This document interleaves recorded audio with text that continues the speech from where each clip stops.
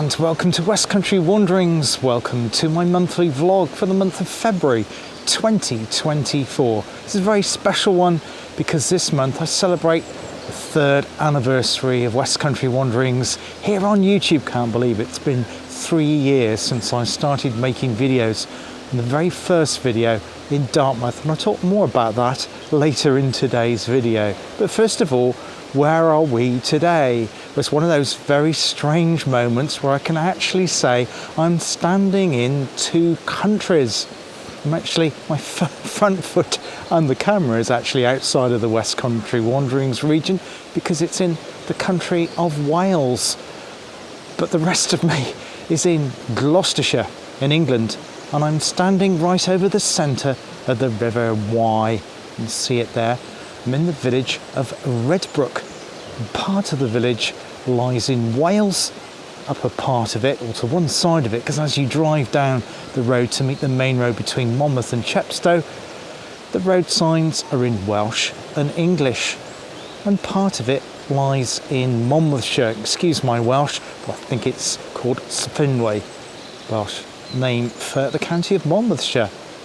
According to the Domesday Book, in 1086, Redbrook was then called Belmarsh, and it was then denoted it was in both Gloucestershire and Herefordshire, so the borders have clearly changed over the years. So let's have a look around this fascinating and historic village here in Gloucestershire and partially in Wales. Now, if you're interested in my railway series here on West Country Wanderings, you'll probably be interested to know that this bridge here, to my left, your right, is a former railway bridge, and it once carried the Wye Valley Railway between the Welsh towns of Chepstow and Monmouth. In fact, at Tintern, just a few miles to the south of where I am, the River Wye, there is a restored station, but that obviously lies in Wales, not England. So I'm in the far western extremity of Gloucestershire, and Redbrook actually had a station here on this line, although, as I say, most of the line lies in Wales.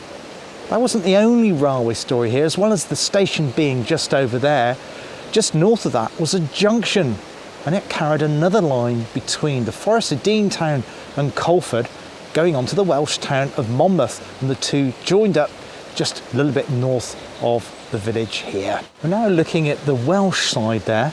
So there is a pub on the English side in Redbrook, and Redbrook is actually divided into lower and upper, and it's upper Redbrook, which has that dividing line between England and Wales. But we're now looking at the Welsh side of the river, and that's the Boat Inn, complete with its own waterfall in the back garden. You see it coming down there, the steep cliffs because of all the rain that we've had recently. Redbrook had an interesting history in terms of the Industrial Revolution because of the railway here coming between Monmouth and Chepstow.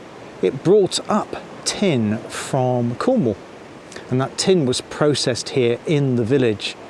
In fact, it had a world famous tin plate works. In fact, it was the last tin plate works to close in the United Kingdom because it produced really thin tin plate. As well as tin plate, it was also producing things like there was a corn mill here, which opened in 1426, I believe. That's not right, I'll put it in below. And that closed at the turn of the 20th century. There was lots of other mills in the area as well. And there was also mining. Although the tin was imported here, iron ore was mined in the area in the sides of the Wye Valley. And it was because of that that Redbrook got its name, because when you penetrate the cliffs and the iron ore comes out, it stains the water red, so literally the brook became red, hence the name of the village. So this is the Welsh side of the village. It's actually called Penult, and it extends actually for about 1.5 miles. It does have its own church or chapel, which is along a country lane, really narrow, twisty. It's quite difficult to get to, not easy to get to from here. I probably won't have time to get over on that side there. But as you can see, it has a wonderful pub there called the Boat Inn, being painted at the moment with that horrendous waterfall there. There was lots of significance in terms of the Industrial Revolution. As I say, we've mentioned the mills, tin plate, but there was also a wharf here on the river on the English side. just below the Welsh border, because the border goes weirdly, it goes up through the middle of the river and then it turns right a 90-degree angle to divide upper Redbrook. But yes, so boats came here and that would have imported the raw materials before the coming of the Wye Valley Railway.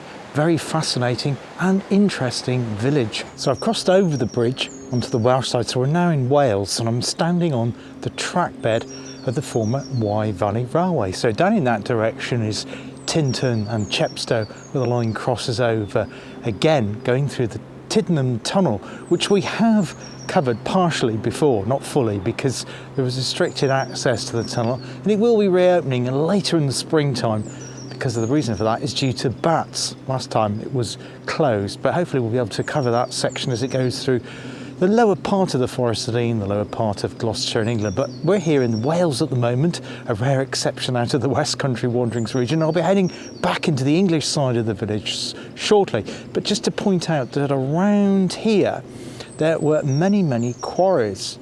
And what they quarried was something called puddlestone.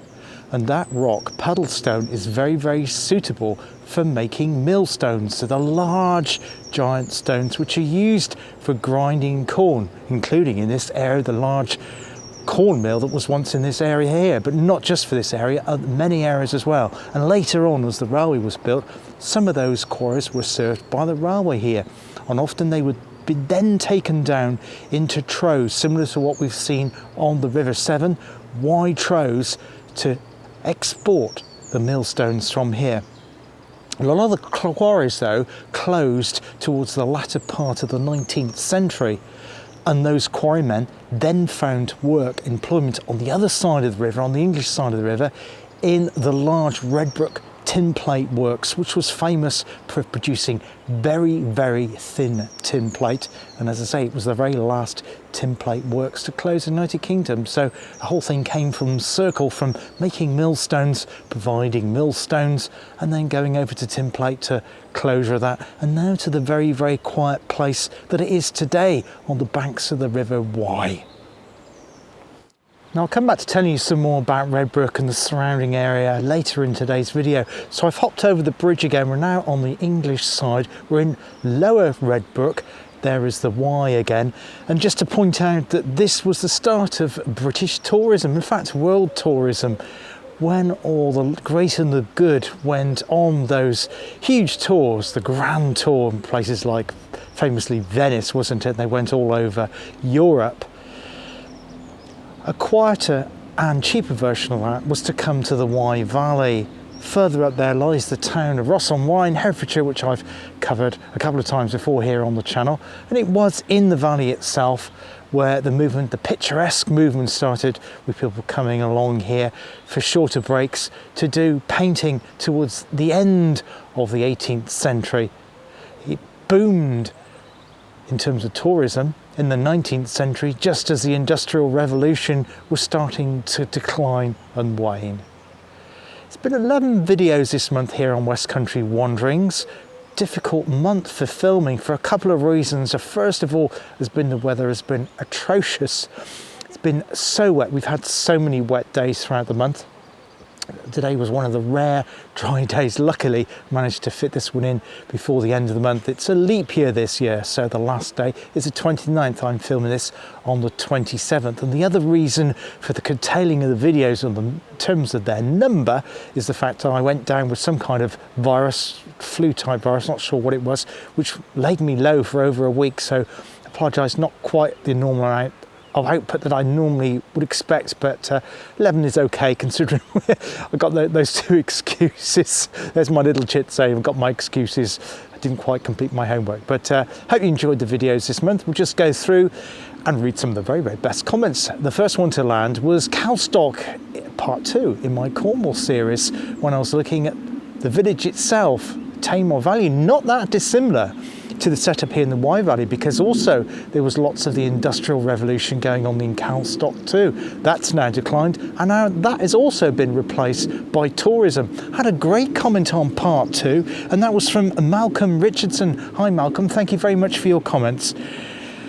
Cowstock, whose present tranquility belies its earliest industrial past, and It's Roman military past. Yes, thank you very much for that, Malcolm. A lot of people were surprised that the Romans did actually go into Cornwall. And as I say, it wasn't until 2007 that Exeter University did that excavation there up there, a mile out of the village, to uncover that fort there, just proving that the Romans certainly did do excavations, as they did here in the Forest of Dean as well. Now, though I grew up in Gloucestershire and live back in Gloucestershire again, I can't quite believe I've never been to Redbrook before. I think I've been through it, I'm sure I've been through it on the Wye Valley Road between Chepstow and Monmouth, but not really stopped and had a look around, and that's my loss. But hopefully you'll gain in terms of me showing you today here on this monthly vlog. Really interesting place. Wye Valley is brilliant for walking. You've got two major walking routes around here. One is the Wye Valley Walk. You've also got Offers Dyke, which passes on an embankment actually close to another railway line, and that was the one, as I say, went from Colford to Monmouth, but that closed really early. I think it was 1911, before the outbreak of the First World War, so going back quite some time ago, though there are some relics and marks of that. If I do get a chance, I'll probably be able to insert a couple of photographs, because there are some bridges of that here in Redbrook. I then headed down to Devon, one in my Devon series, the first one in Devon for a little while, and I haven't done any others for that, so I need to get into Devon again. I'd like to go into North Devon soon, so I've not really covered that area much at all, so I'd like to do that, and also return to the Linton and Barnstable Railway. Enough of that. I went to the not that well known village of Ufcombe, which has a delightful mill. It wasn't open at the time, but it has been restored, and they have an open day around Easter, I believe, so I may, if I can, get to visit it then. Wonderful place right on the River Culm. I was there with Louise, although it wasn't actually a collab, but we were looking around it together, because it isn't that far from the Somerset border, not that far from the M5, so it's quite easy to get to, but a very beautiful and quiet place on the River Culm. On that video, I had a great comment from Lionel and Mary Travels, who run their own YouTube channel. I think they live in the Hampshire area, around kind of Winchester, that area. It's great to see a water mill working. You could see all the sluices there and everything. It was fantastic. You can see it's been preserved. So I do, as I say, hope to bring that to you. The Winchester City Mill is at present out of action, waiting repairs. Oh, that's a shame. So I do hope those repairs on that mill there in Winchester City do get going again soon. Then thank you for that, Lionel and Mary. And I'll put a link to their YouTube video at the end of this one. The next video was one in my Canal series, and it was the second episode of The Secrets of the Thames and Severn Canal. And this time I went to Brimscombe, which is just outside of the town of Stroud, also here in Gloucestershire. The thing is with Gloucestershire, it has so many different landscapes. It's not just about the Vales, not just about the Cotswolds, which is most people know, but it's also about the Forest of Dean and this side, West Gloucestershire, which has a lot to offer as well. Anyway, in that video, I said about the story of the boat building that happened right adjacent to the Thames and Severn Canal, the boats that were built there, and where the boatyard was and the history of it. I had a comment on that from a gentleman called Derek, really interesting comment. Thank you, Derek. My grandfather used to work at the Phoenix Iron Factory. Now, the Phoenix Iron Factory was quite close to the Brimscombe boat builder's yard. It was only about half a mile away, so not that far at all. So it was great to have some recollection and memory of the Phoenix Iron Works there. I would imagine that's where much of the ironwork for the boats came from. Yes, thank you very much for that, Derek. I do believe that was certainly the case. Now, also in the comments on that video, a gentleman mentioned about another boatworks at a place called Bourne, which is an older one to the one I covered in that video. I do hope to do something on that soon. The other trouble is, I am aware of it, and I do have some archive material on it, but not a lot. So my material on it isn't sufficient to sit a whole video around. So I'll either mention it on another video, or I'll do some more digging and delving like I've done with the recent Stroud Water one. But thank you for watching that. That was my most watched video this month so far. So thanks very much for that. So I've now come around to the Millennium Green here in Redbrook, and you can see it's got lots of picnic tables and seats looking out at the view across the River Wye. There's also a village shop here which is open, Redbrook Village Shop there. It's also a post office, and it has a pub here. So although we've got the boat in Wales just over that footbridge there, there is another one here which I think is called the Bell. So it's great for that. There's also a church and a village community hall, and everybody here seems really friendly, so it's a really good place. The only thing I guess is restricted, you've got a good access to both Monmouth and Chepstow, both great Welsh market towns. What you don't have is a bus service. I think there's only one bus a day, which probably is a school bus. So public transport now that this line, which I think closed in 1959, although freight went on to 64, is a bit short of public transport, so car is required. But it is really pleasant place. There are a couple of people that celebrities both in the past and now that live in and around this area. Robert Plant, who obviously was a singer with Led Zeppelin, he used to live here, I think just on the Welsh side. He actually now lives he's moved away from here, not a million miles away, but he lives near the other forest, and I've forgotten the name of it, near Bewdley. He actually lives in the village of Arley, or just outside the village of Arley, just to the west of Kidderminster there in Worcestershire, just in neighbouring Worcestershire, up the way there. Also here is the TV presenter Kate Humble, and she actually lives on the Welsh side at Penalt, near the church, that kind of area. So yeah, and I think there's a couple of others like writers and painters and artists, and you can see why they've been drawn to this area, much away from this main road, which isn't too busy, much away from that. It is a really quiet and very pleasant place to be. As you know, I like to do cover canals on my series, in my canal series, but also like to look at other historical aspects like we are today in Redbrook in Gloucestershire. And one of those was in Somerset, a large town in Somerset, which is actually hitting the news now because they're going to start making batteries there. It's also close to the new nuclear power station at Hinkley Point, of course, and that is the town of Bridport, which once had a very extensive port. In fact, going back, I was surprised to learn when I was doing the research of the video, all the way back to 1260. It predates the Taunton to Bridgewater Canal, which I thought was what the port was all about at the junction with the River Parrett, but no, it goes way back before the canal was built. I had a look around there, looking at the artefacts, some of the warehousing, some of the pontoons, and the junction of where it joins the canal. It is a little bit of a forlorn sight because all the boat people have been asked to leave the site pending redevelopment, although that work has yet to be started, and they certainly need to change the lock gates, so the sea lock gates of the tidal River Parrett. But there was a lot in that to see, and there were some splendid buildings. Some of the old merchant buildings were just behind the port there. Really amazing to see. Really stunning place. And I had a great comment on that video from David Bolani, who lives in Spain. Thank you very much, David. Always great to hear from you. Very interesting place with lots of history and a real Georgian feel to it. Yes, those buildings were really incredible. It's got great potential. The coal yard map was fascinating, crisscrossed as it was, with lines and a wagon turntable at each corner. And the last broad gauge tracks were taken up there too. Yeah, I find that amazing. Thank you very much for that comment, David.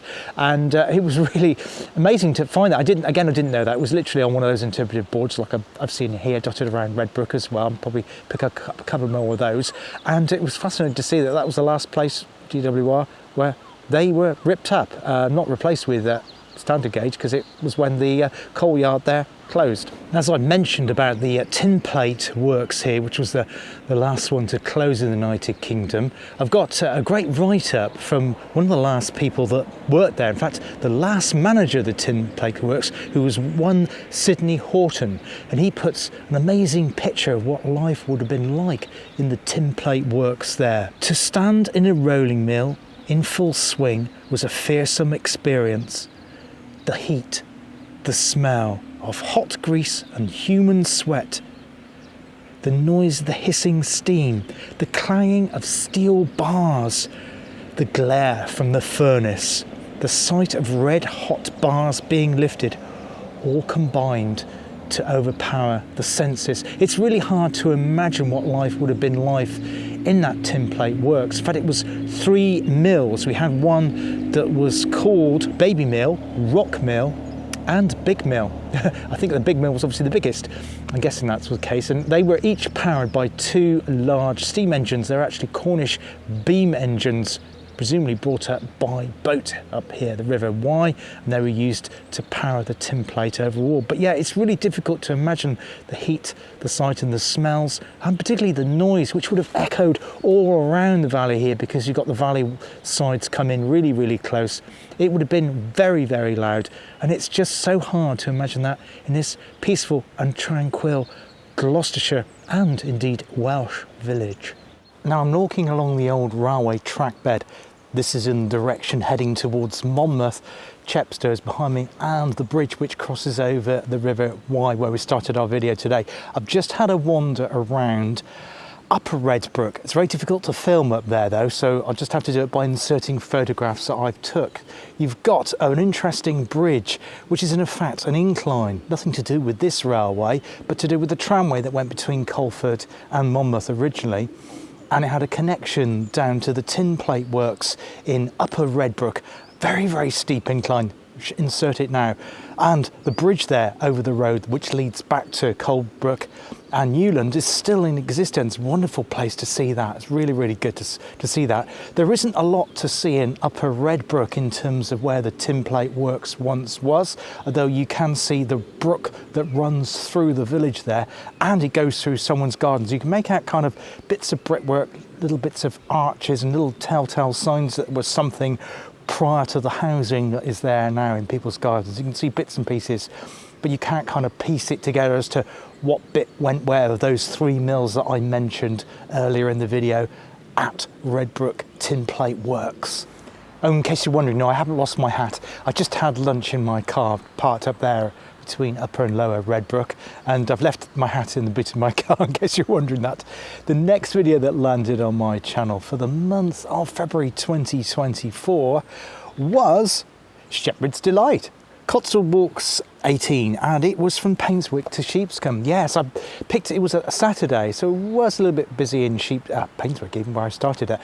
One of the most famous Cotswold towns, although it doesn't seem to have many facilities in terms of like coffee shops. I never really understand why that why, but it has a most delightful church and churchyard, famous for those 99 yew trees. And Sheepscombe is a fantastic village. Again, like this one, first time I've ever visited it, even though, again, it's in Gloucestershire. Delightful place. Didn't have time to explore all of it, or even go to, is it the Butcher's Arms? The pub there. We'll do that another day.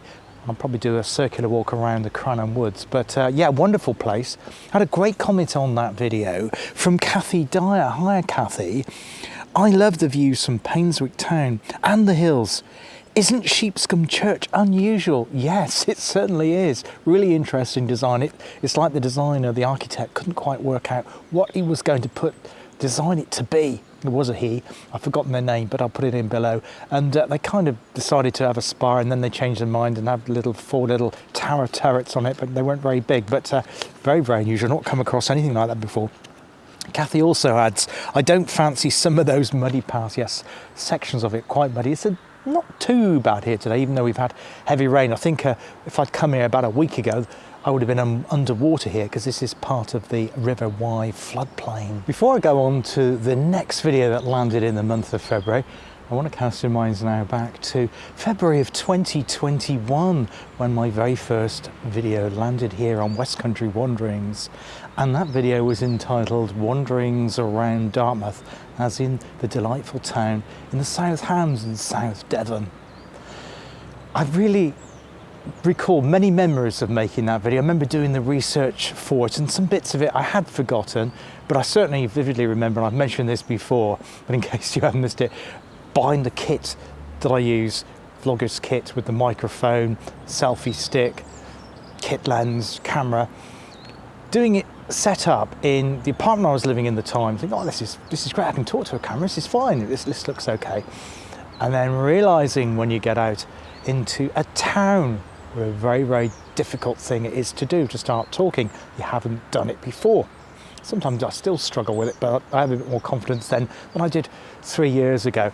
I had a great comment on that video from 3 years ago from Michael Pilling, and I'd like to read that to you, because I think you'll find it interesting. Hello, Paul. Video number 1. I know Dartmouth quite well. I spent some time at the Royal Navy College there, training to be an officer and a gentleman. I wonder if you were dressed in white, Michael. The history lesson about scarlet fever and Dartmouth was really interesting. Yes, I'd forgotten about that. I seem to remember doing 2 bits of research. One was about Jack Russell's, because the gentleman that named the breed of dog Jack Russell lived in Dartmouth. I remember doing a pieced camera outside of his house. And the other thing was the scarlet fever that killed a lot of people in Dartmouth. I think it was the earlier part of the 20th century. It might have been the end of the 19th, but Michael's remembered that in the comment. And I'd like to thank you for that comment, Michael, and thank you for being a regular viewer here on West Country Wanderings. I also like to thank all of you for the support that you've lent the channel in terms of your comments, fantastic comments, shares, likes and subscribes to the channel over the past 3 years. It's been an absolute pleasure. I really, really enjoyed it, and I like to carry on doing it for as long as I'm able to do it. Got many, many things lined up. Talk about some of those, what's going to be happening in March later in the video. Now, if you look on the opposite side of the track bed to the River Wye, you'll see lots of evidence of the railway here. Obviously, you can see that it's flat where the railway once was. But over here, we have a pile of blue bricks. And over there, there's some more bits of rubble and some brickwork.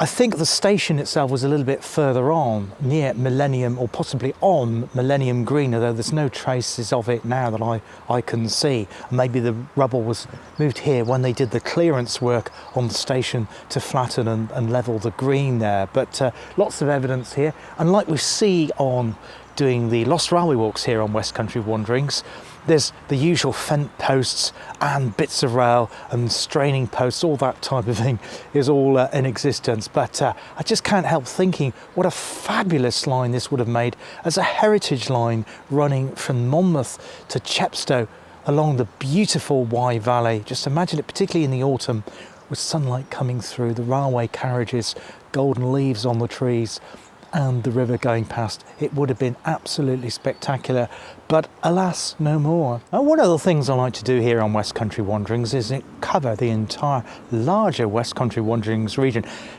Just in case you don't realise this, there is no clear defined region of the West Country.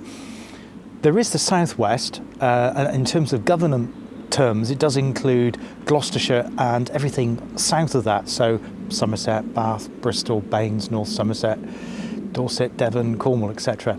I've probably left one out, Wiltshire.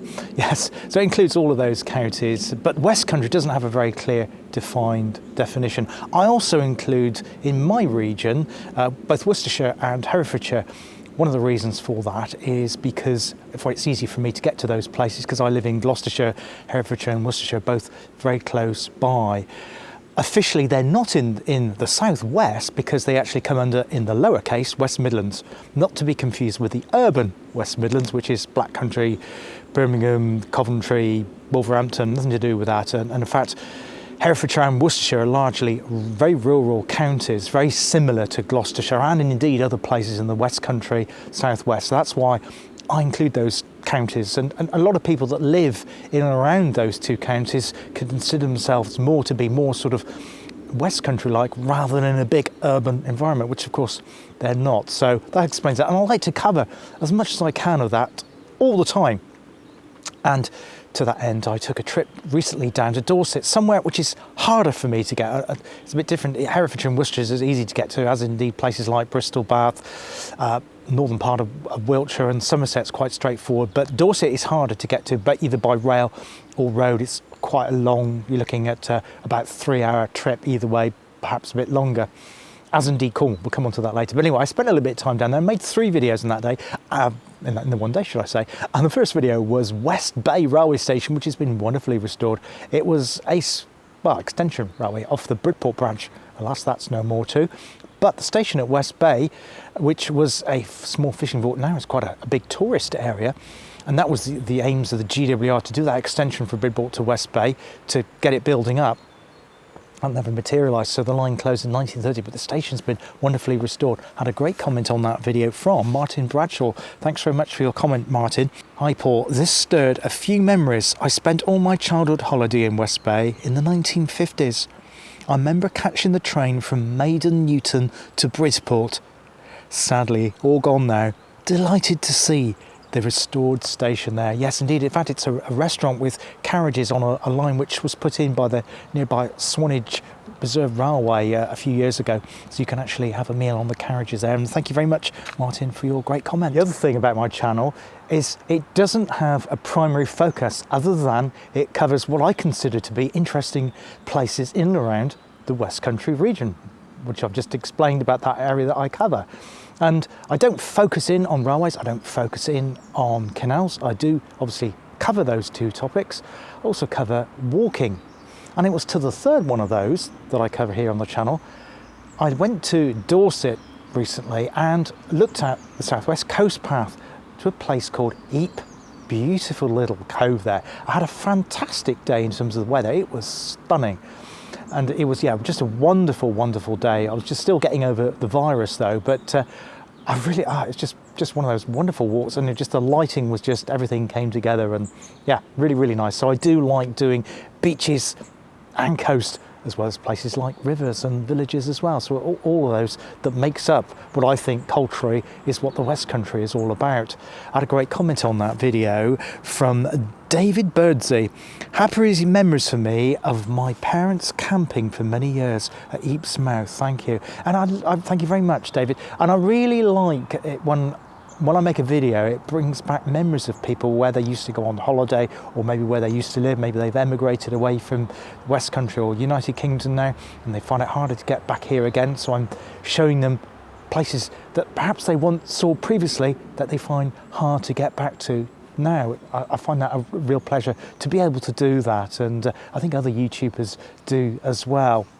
And the next one was one of my railway series, and this time it was to do with a heritage line, one we've been to before. It was the Avon Valley Railway in South Gloucestershire, not that far from where I live. It's quite an easy place to get to. I had a great comment on that from Martin Pope. It's another YouTuber. He does some brilliant videos. His editing is just excellent. I'll link in the channel. Go and check out some of his videos. Brilliant. I've done a great one recently at not in the West Country, but in West Wales at Tenby with the lighting effects and the storm and everything. It was tremendous. Great to hear from you, Martin. Martin writes, "Hi Paul, we've just this minute come back from a walk, 10 minutes from my house to Bitton railway station. Imagine my surprise when I put YouTube on to catch up with my subscribed video channels, and this was the first one that popped up. It was busy down there at Bitton now as they're running the steam train." Yes, thank you very much, Martin. It's a wonderful place, and when I was there was lots of families down there, children really doing. They had a half price for half-term event on, so it was really, really bringing people in to enjoy the heritage line there. Back to my Canal series, and back to Secrets of the Stroud Water, and this one was about the very first Stroud Water Canal. It's prompted a lot of interest because this isn't mentioned in the history books very much. It is a bit. Michael Hanford, in his book about the Stroud Water, does, I think he devotes a chapter to it, chapter 4, I think. But other ones don't. They kind of gloss over it. Some of the bigger ones, Charles Hadfield doesn't mention it at all.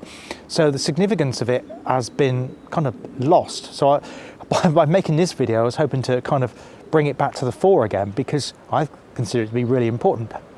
It was called not the Stroud Water Canal, but the Cambridge Canal, named after one Robert Owen Cambridge, who was a poet.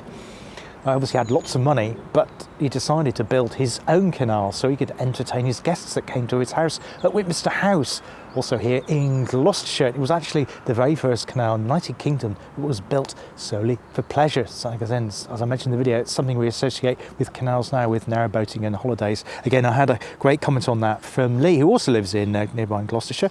"I had no idea we had so many secrets right on our doorsteps." Neither did I, Lee, until I was researching the Secrets of the Stroud Water series. I used to watch the Hammer House of Horror series as a young lad and had many sleepless nights after watching them.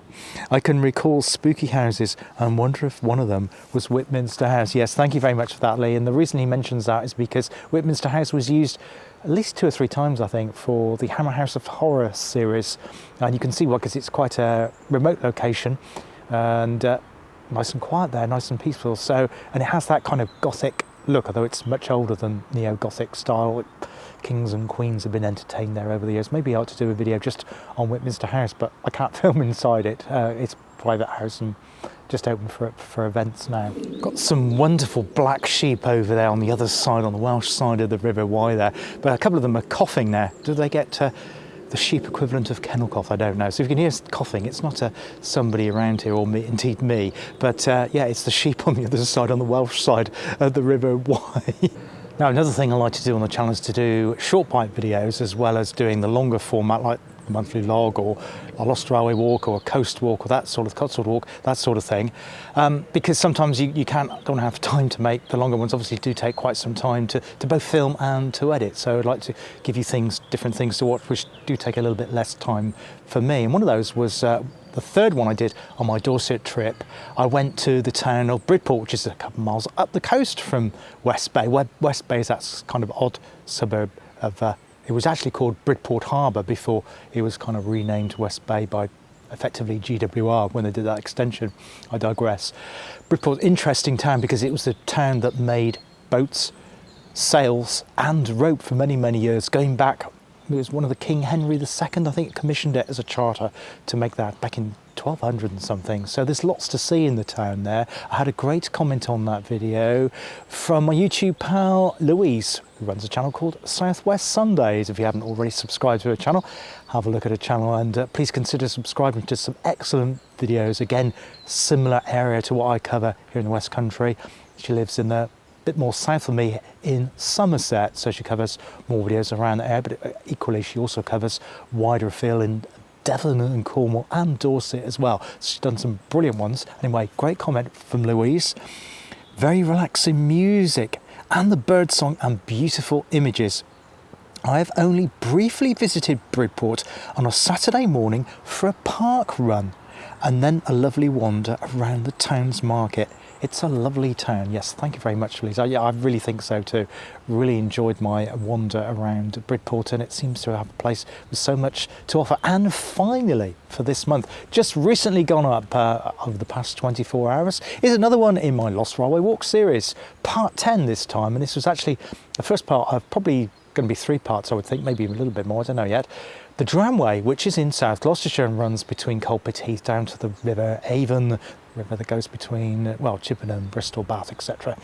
And I had a great comment on that video from Michael Pilling, again from Poland. Thank you, Michael. Great history lesson about the tramway. It's also great to see so many buildings still standing, and also the old rails being recycled into fence posts. Yes, similar to what we got here in Gloucestershire on the Welsh border as well. But yeah, thank you for that, Michael. And there'll be other Lost Railway walks. I did one in the forest, so I'm hoping to return to the Forest of Dean to do another Lost Railway walks in this area, and then we'll probably return to the tramway. And then I've also got one coming up in Cornwall as well, so more about Cornwall in a bit. So thanks if you watched any of my videos this month, particularly if you've commented, liked, shared or subscribed this month. If you're a new subscriber, you're most welcome here on West Country Wanderings. Finally, for this month, I'd just like to say what's coming up, planning to come up on the channel for March. March arrives in a couple of days' time, so we'll soon be into it. Recently, I had a trip down to Cornwall where I made 3 videos, and the first one of those that'll be coming up, working on the edit, or just started the edit on that now, is looking at the town of St Ives. I'm sure many of you have visited the town of St Ives in Cornwall. In fact, I used to work there for 5 years, and I talk about that and some of my recollections and memories of working in St Ives in that video. It's always a good time to visit it at this time of year, February, March time, before we get into Easter, before it gets busy. Certainly a lot easier filming at this time of year as well. I had a really nice day to film it. I went there with my daughter. We caught the train along there. That video will be landing over the next few days. In fact, it'll probably be the next one to land after this monthly vlog. A couple of other ones I filmed in there was looking at the semaphore signals. Now, sadly, today, Truro signal box is no more, Lostwithiel signal box is no more, Parr signal box is no more, taking the semaphore signals out. So I went to Lostwithiel looking at that, and I also took some photographs around Truro station recently on a Saturday. In fact, when we were heading down to St Ives on the train, and that'll be coming up, and I was pleased I managed to capture that for posterity. If you're on my Facebook group, incidentally, if you're a new subscriber, not aware of this, I have a Facebook group which you can belong to. It's free. All you need to do is just request to join it. Just go into Facebook, type in West Country Wanderings, you'll see the group there, and just request to join. And on that group, you can then share any photographs or short video clips of any place in the area, the greater region that I cover here on YouTube. You're most welcome there. I've also shared a couple of secrets on there about what will be coming up, so if you remember that, you already know, but I won't say any more about that. You'll need to wait for that video, which will probably be up in about a week's time. And the third one was looking at an old railway line in Cornwall as well, so one of my Cornwall Rail Discovery series, so that'll be happening. That was a real delight to look at that. What else have I got coming? Well, it'll be another one of my secrets of the Thames and Severn Canal. They seem to be really, really popular. The reason I'm doing that, just to let you know, is because I can't bring you any canal updates in that canal update series at the moment because we don't know what's happening, but there may be some news on the planning permission for the missing mile coming up over Easter time, so in the next few weeks. If there's any more news on that, I'll bring an extra special, one-off special canal update, and then as that work progresses, as the restoration goes on, I will be filming that and bringing that to your screens as well. Certainly plan to do another Cotswold walk video in and around Cotswold somewhere. We've done Gloucestershire recently, so I might pop to one of the other counties that the Cotswolds lies over, like maybe Wiltshire or Warwickshire. I haven't done those two counties for a little bit, the parts of the Cotswolds, so that will be coming up. Probably another coastal one, not sure where yet, so there'll be another coastal video landing, and we'll be having another visit to a steam railway, but I don't know which one that will be yet, but as we get closer to Easter, they start popping up again and turning things into steam, so be able to bring one of those to you as well. And we're probably looking at one of the quieter, lesser known Somerset villages, either in Somerset or North Somerset, so I'm planning to do that as well. So lots of things happening for the channel in March. Hope to be able to produce a couple more videos, more than what I did in February, because the aforementioned weather just needs some dry days to get that to you. Thank you very much for watching the channel this month of February, for all your likes, shares, comments, views, subscribes, and also your input on the Facebook West Country Wanderings channel. So I think we're about 220 members. I just find that mind-blowing, really. And thank you for supporting the channel on what has been the 3rd year anniversary for West Country Wanderings. Until next time, take care of yourselves, look after yourselves. I hope to see you all again soon. Take care. Bye-bye.